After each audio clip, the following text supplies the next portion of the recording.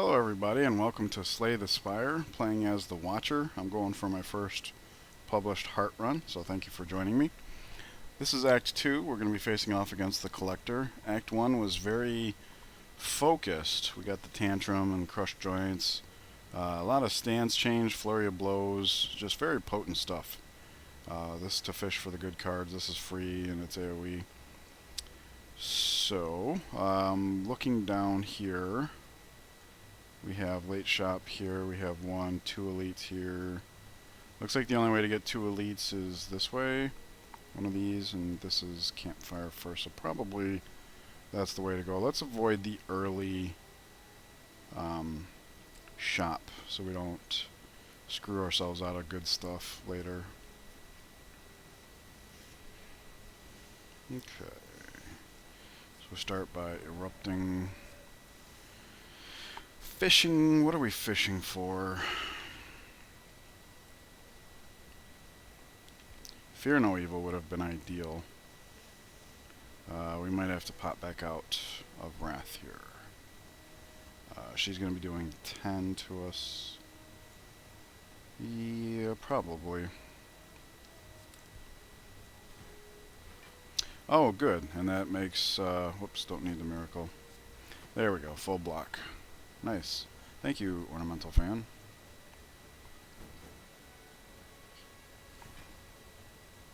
Hey, hey, and we're up on deck for Crushed Joints. Unfortunately, no Wrath here, but we do have the Vulnerable now, so... And Fan and Cleat, lots of block. If anybody knows why the game has little spermies running around, please let me know. It was pointed out to me and I can't not see it now. At least that time they were golden. We do have a Cut Through Fate for the Weave Plus, but I think I'd rather have the Cut Through Fate Plus. Give us more fishing power for the important cards. I've been undervaluing Scry. Let's see, obtain a relic. That's going to take 85 gold, and we are not on the path with the early shop. So I don't think the curse is worth it, but 85 for a relic's usually worth it. See, that's every turn, so we will file it over here. Next event. Okay, I like this event. Why is she following me? I like this event because this relic is really great, and the Watcher already has several reasons to like Artifact. And if we get this and we manage to get a turn 1 Artifact, we can basically have the 3 strength through the entire fight. So, and if nothing else, that couples with things like Bag of Marbles and, well, I guess not Red Mask, but it came to mind. The birds. Alright, so we get started over here. Do we change stance first? No, because we're probably not going to be taking... Because it costs, if we do this, it costs 1 energy to put up the 8 block just to do the flurry of blows again. And if we're going to spend 1 energy, even this is slightly better. So yeah, we'll do that. We'll get that back. Tell you what, before we do that, let's scry. Because if we're going to find... Okay, I was looking for... Consecration. Do we take the No Evil? Because we can hit him with the Fear No Evil. And that gives us a stance swap. More flurry of blows. Maybe, because then next comes Tantrum. So yeah, why not? Oh, we can throw the strike away though. We can do better than that. So this only needs 1 more hit to ground, so we'll just go here, I guess. And then ground him. This comes back, so we ground him. Or better yet, let's hit him. We'll ground him with the actual strike, because that should... Oh wait, they do the same damage. I don't know what I was looking at. Alright, that works. 1 hit point, that's pretty pathetic. Well, this gives us another opportunity to find our Consecrate, or perhaps the other Cut Through Fate to find the Consecrate. Oh, Mercury Hourglass got nuts on them. Alright, so boom there. And there. Oh yeah, I forgot. Tantrum grounds them in a single hit. If I had remembered that, I would have gone for the Tantrum ahead of the Fear No Evil. That would have been the better play. Fasting. We do have 4 energy. And I was just talking about Artifact. This is one of the reasons why the Watcher likes Artifact. If you have Artifact and play this, there's literally no downside. So that would really crank things up. Pantograph versus Sapphire Key. This is actually funny because, to me, the only thing making Pantograph worthwhile is the Act 4 going straight from the Elite to the boss. The healing would probably be nice most of the time, or some of the time, I don't know. So it's funny to me that the only thing that gives it value is the fact that we could choose away from it. Anyways, file that with the map ones and on to the campfire. What do we smith today? Fasting, absolutely. Yep. Turbocharge this deck. Book of Stabbing is attacking us, which is fantastic. So we're going to get all kinds of nuts in here. We'll start... Oh, you know what? We're going to be doing a lot of attacks here, so we can count on the Ornamental Fan. This does 8. So I think... Should I count it out? 1, 2, 3, 4, 5, 6, 7. Not enough to get full block just from it to... Oh, 8. Yeah, 8.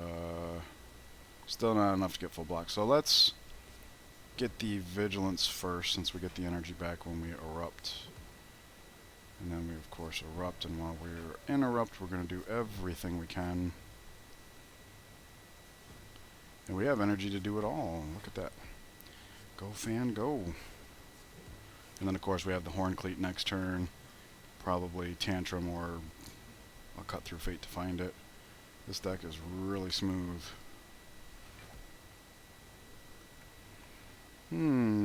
Fasting first? Sure.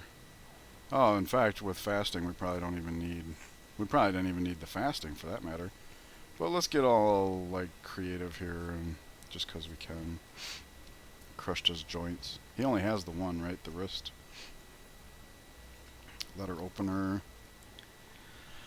I like the Halt Plus here. Because of Tantrum's recurring nature, and this is conditional nature, we are going to spend more time in Wrath, and having some sort of backup plan seems really strong as we move forward. And we did just pick up the letter opener, although that's not as strong of a consideration. Okay, so we can beat up on these things, and if we can nuke him down before he gives himself a whole bunch of armor, that seems ideal. So we're talking about 9, 24, that's 33, this comes back 18, 51 right there, and then anything, yeah. So let's nuke this guy down first. Nuking him just protects the consistency of our discard pile, which is not particularly interesting to us. There's that. This does less damage. So let's scry here. What would we be looking for? Fasting. So we'll say skip, skip. Skip to Maloo. Did not pan out, but that's fine. Oh wait, what am I doing? We just have full out lethal here. That's hilarious. That's how ferocious we're kicking it right now. And even though we have a very smooth deck with lots of damage output and have only gotten rid of 1 defend, I really like the Third Eye Plus here. That Scry is really going to help us sift through the deck, get fasting in play ASAP, get the Flurry of Blows in the discard pile, etc., etc. We only have the 1 Crushed Joints, which I'm starting to learn about deck composition is more than enough. Nunchaku, why, don't mind if I do. That plays very nicely with the Flurry of Blows. Gremlin Leader. Alright, where's my consecrate? Where's my wrath? Fasting. Fasting's... Oh, in the mercury. Yep, yep. So, fasting. Let us cut through fate first, because if we can find, say, crushed joints or even wrath, we'll do more damage to the gremlin leader. Didn't find it. We do have the miracle, though, so I'm going to go looking again. Flurry of blows. There's the crushed joints. Putting flurry of blows into the graveyard would leave our deck at 7. We draw this one. It's still 6, so the flurry of blows will still be in the graveyard, which is nice, especially since we have a whole lot of stance changes in.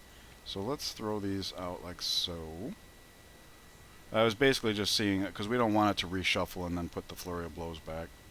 So we'll do it this way, and now we can crush joints here, which not only applies more damage, but has that set up for next turn.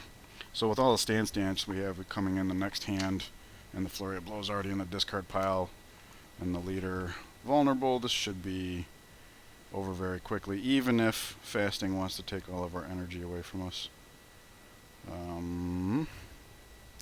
We only get the 2. This puts us back to 2 energy in time for that. Yep, we can do it. There's that. That. Bang! Piece of cake. It went down. Alright, that's every turn, so we'll file that with every turn. Block potion. We haven't had a need for any potions. Empty Mind not only adds to the stance changes, but helps us draw through the deck. We have a winner. Oh. This guy is very not tantrum friendly. Okay, and he's not attacking us, so Fear No Evil is limited in scope.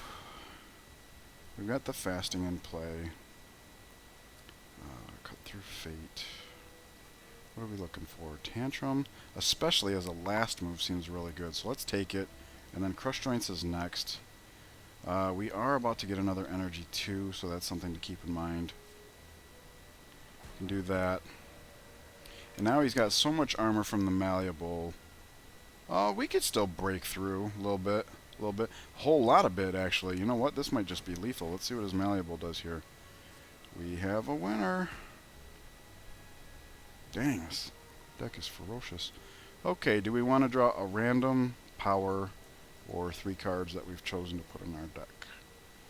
I think the answer is clear. Crescendo gives us another stance change at a time when we don't really need it, I don't think. And I don't think second halt, if it's not halt plus, is worthwhile either. Bowling Bash, we are going up against the Collector, and it is plus.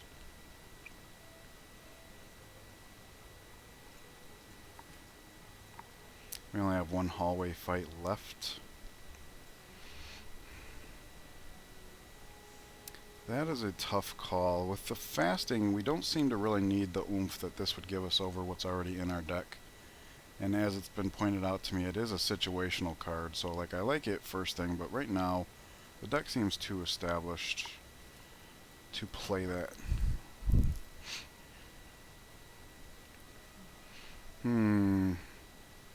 What do we got? We have Nilry's Codex, which is always somewhat useful. Necronomicon would actually be useless here. And Enchirito, neither here nor there. So we could skip this altogether. However, we have the Pantograph, and having any one of those doesn't actively hurt us. So let's just go ahead and lose all this health. And we got an Enchirito. Alright. That's every turn. Well, I gave up trying to pronounce the thing. It's like got a million syllables. It's either Enchirito or Encino Man. Maybe if Link went to Taco Bell and got himself some old school. Alright, on to the shop. We do have lots of monies. Ooh. I always like the bird-faced urn. Panacea! Whoa. We have this and we have fasting. We want Panacea no matter what. No matter what. That actually precludes us from the bird-faced urn, which is actually not so bad right now. I love that relic, but right now we only have the 1 power. So we definitely want the Panacea. And we definitely want to remove a card. Get out of here. And Sands of Time as a finisher. I don't think the deck needs it, but I think it could be useful. I've had so many runs now. I think even like the last one I published, wasn't it? Like I went up against Time Eater and I hit him with like 156 with the Sands of Time. Something like that. The only problem with taking the Sands of Time is that we would want to upgrade it. And right now I think Panacea is worth upgrading because we already have 2 uses for the artifact. So the Sands of Time might just get in the way. So let's skip it. I like it, but let's skip it. Similarly here, I've been singing the praises of Scry, but I like it when it comes with damage and a card draw. I like it when it comes with block. As a power, when we didn't get the urn, I could take it or leave it. I think I kind of want to keep the deck thin, though, just because we did pick up Panacea and we have Fasting, and of course this. So, yeah, let's try and increase the chance, not only that we get Panacea in our opening hand, but also that if we don't, we have it when we're going to fast. Because I think the artifact has to be down before this, whereas this, it actively checks at the end of turn. I don't know why it works that way. You'd think it would work in your favor both ways or not in your favor both ways, but it seems to be inconsistent in my experience. Mental Fortresses would be a good pickup for this deck. Hey, there's the Panacea. Look at that. We just plain have 3 strength for this fight. And you know what? That's an activator for Crush Joint, so let me think about this for a second. Panacea, Crush Joints, Tantrum. There's the Halt. Cut Through Fate. For Tantrum again? Or do we third eye to set up for next turn? Well, I guess if we pitch these, we could Tantrum this turn. And that would be it. We have full block. We don't have Fasting in play yet, though. I mean, this is just a hallway fight, so it's not important, but I see this as an opportunity for good practice. Actually, you know what? We are already in Wrath. So yeah, let's save the Tantrum for next turn. I will strike her, because I can, and then we'll play the third eye. Oh, I didn't even realize it was letter opener time. Hey, look at that. That's the Fasting I was looking for. I'm getting into the Scry thing. The last run I did off camera, I actually had Golden Eye. It was awesome.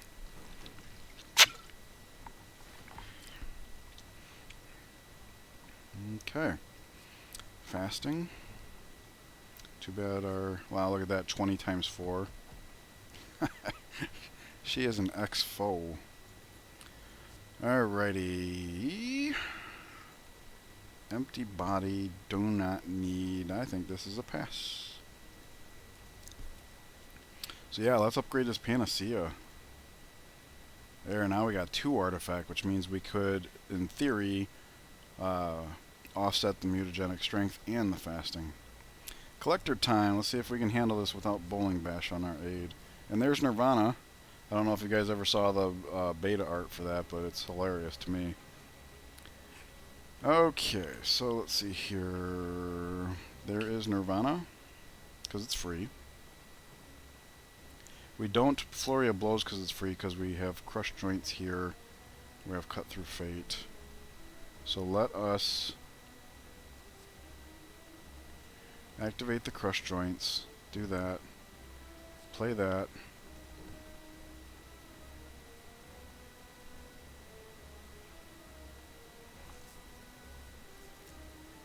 I want to find Panacea. I'm just looking at... We could play this, get the Flurry of Blows back. This only costs 1. This gets us an extra energy. I think we're probably going to have enough I think we're probably going to have excess energy, so I think it's safe to play this first. And then we will empty mine so we get the energy and we draw the cards. Maybe we find the Panacea that way, but we don't. And now we will scry. We're looking for Panacea, fasting, or a way to put ourselves into wrath. Or are we? No, we could call it quits right here.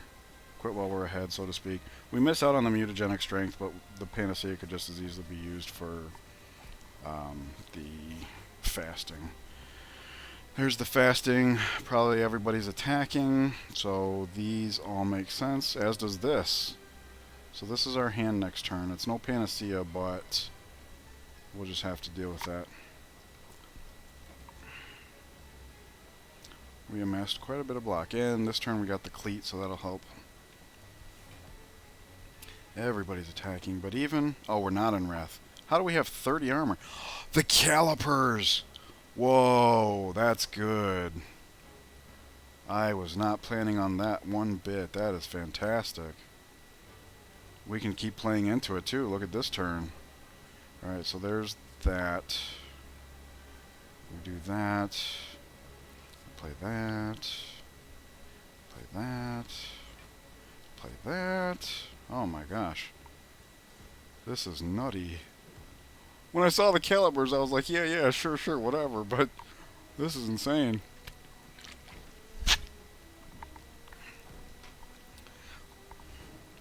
So if we could find another Halt Plus, that would actually be okay. There's the Panacea, but nothing to use it on. And the Flurry of Blows is no longer in our deck, but you know what? Is this lethal? 28.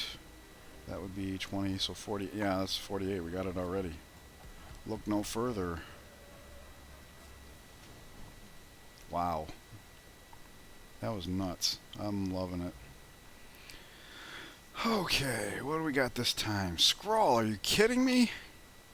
Wow. That would help find fasting and Panacea simultaneously. Get the floor, everything that we're trying to do. Crush joints. Whew. That's good stuff. Huh. Pyramid. I know how strong it is. I just know that every time I play with it, I fumble it up. It's not that large of a deck, number one. We do have some zero cost stuffs. This exhausts, this exhausts, this exhausts. A lot of scry.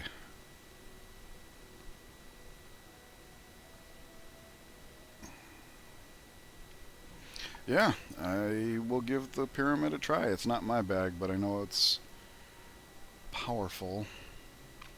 That is every turn, so let me file it away as every turn, and there we go.